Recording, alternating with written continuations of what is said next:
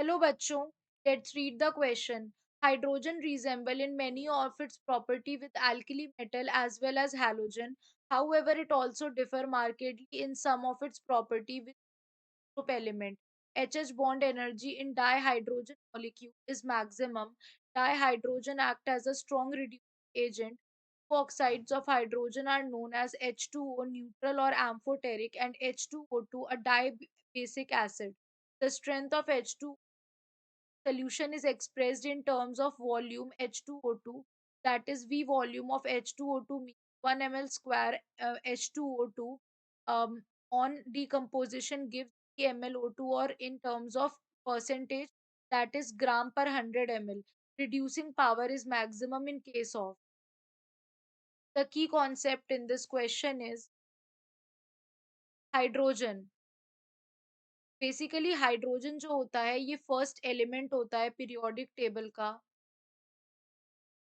It is the first element of the periodic table having the atomic number equals to 1 and electronic configuration as 1s1. Basically अगर हम बात करते हैं hydrogen, तो normally hydrogen जो है नेचर में अलग अलग फॉर्म्स में पाया जाता है. एटॉमिक हाइड्रोजन को हम कैसे बनाते हैं?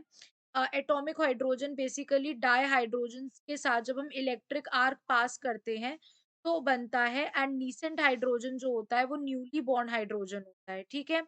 अब यहाँ पर अगर हम देखें कि अगर हम मॉलिक्यूलर हाइड्रोजन की बात करें तो ये बहुत ज्यादा स्टेबल होता है. सिंपल H2 होता है, ये हाईली स्टेबल होता है. ऑल्सो अगर हम यहाँ पर देखते हैं कि ये ऑर्डिनरी कंडीशंस में रिएक्ट भी नहीं करता है. सेंट की अगर हम बात करें जो कि न्यूली बॉर्न हाइड्रोजन है जो केमिकल रिएक्शंस में बनता है, ये एक पावरफुल रिड्यूसिंग एजेंट होता है जब हम इससे कंपेयर करते हैं H2 से.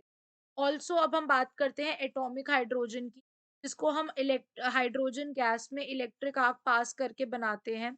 तो ये बहुत ही ज्यादा रिएक्टिव होता है. जो एटॉमिक एच हाइड्रोजन होता है ये बहुत ज्यादा रिएक्टिव होता है, दोनों से भी ज्यादा.